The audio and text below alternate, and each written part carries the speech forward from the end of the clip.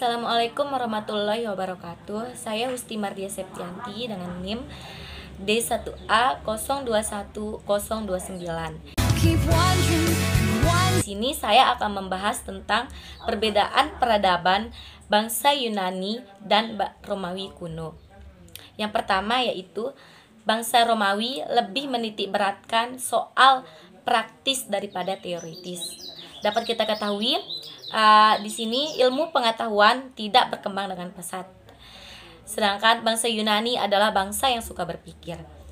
Yang kedua, perubahan dari negara yang bersifat polis atau negara kota menjadi suatu imperium atau kerajaan dunia yang mempersatukan seluruh daerah peradaban dalam suatu kerajaan. Sedangkan pada zaman Yunani, negara dimulai dengan kesatuan nasional yang kompak meskipun akhirnya jatuh karena negara terpecah belah dan tidak dipersatukan kembali.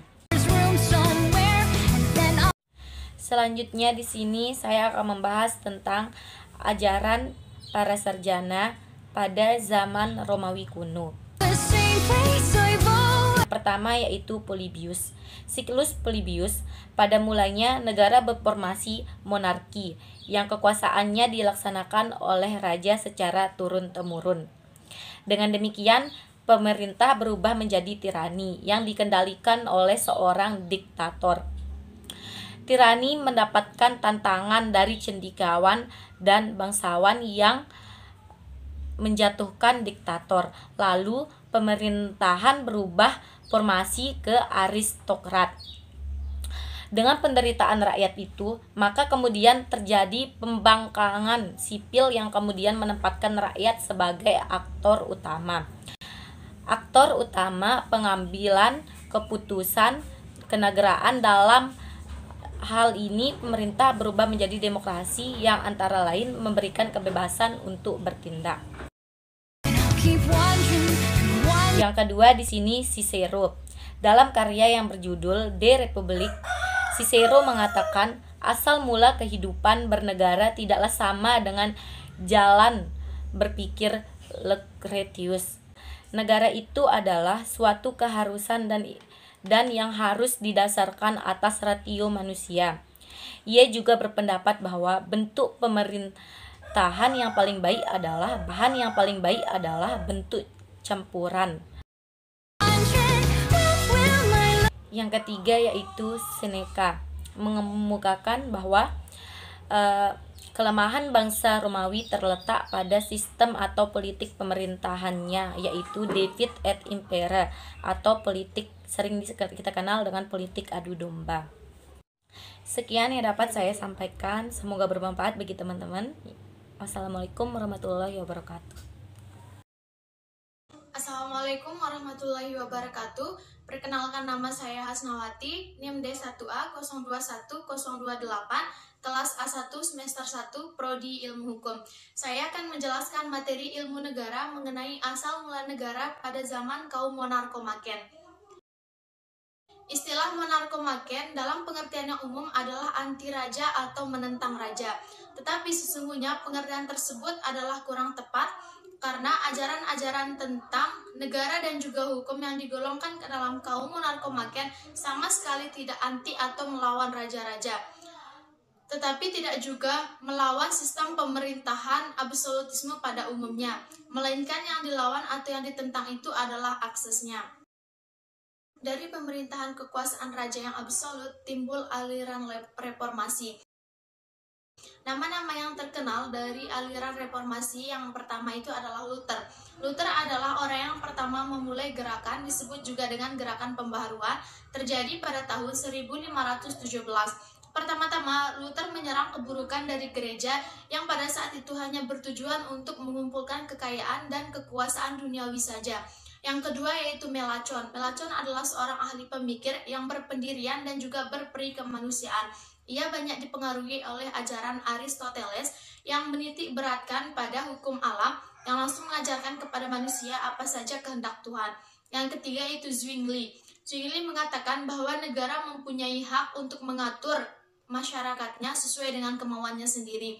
Dengan demikian, ajaran Zwingli ini menuju ke negara demokrasi. Yang keempat yaitu Calvin. Sedangkan gerakan dari Calvin yang terkenal pada saat itu disebut juga dengan Calvinisme, menjadi pejuang-pejuang untuk kebebasan politik dan merintis jalan menuju kemerdekaan negara dan juga demokrasi. Selanjutnya yaitu pendapat kaum reformasi mengenai negara dan juga gereja. Yang pertama, menurut Dante, untuk menciptakan perdamaian dunia harus dibentuk suatu kerajaan dunia dengan negara dan juga gereja berdampingan, tetapi dasar sendiri-sendiri untuk menciptakan dan memelihara serta mempertahankan perdamaian dunia. Yang kedua, menurut Luther, hubungan negara dan juga gereja memiliki hubungan yang tidak tetap. Hal ini ditentukan berdasarkan keadaan. Selanjutnya yaitu Calvin.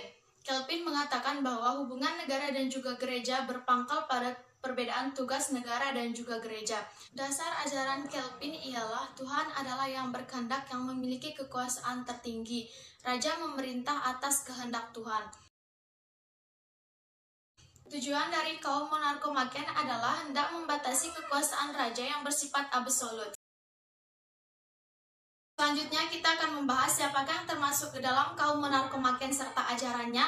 Yang pertama adalah Hottman. Ia adalah seorang penulis dan buku yang ditulisnya berjudul Francogalia pada tahun 1573 yang dasarnya adalah menentang absolutisme yang bukan ajaran dari agama melainkan sejarah.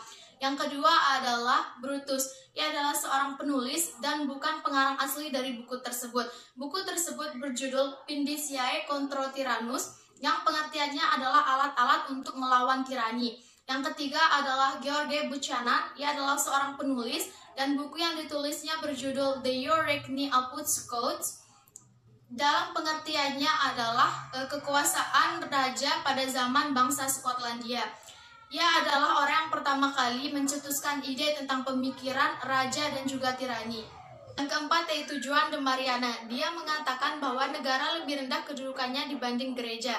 Yang kelima yaitu Bellarmine. Yang keempat yaitu Francesco Suarez. Suarez mengatakan bahwa tidak ada negara yang dapat berdiri sendiri tanpa mengadakan perjanjian dengan negara lain.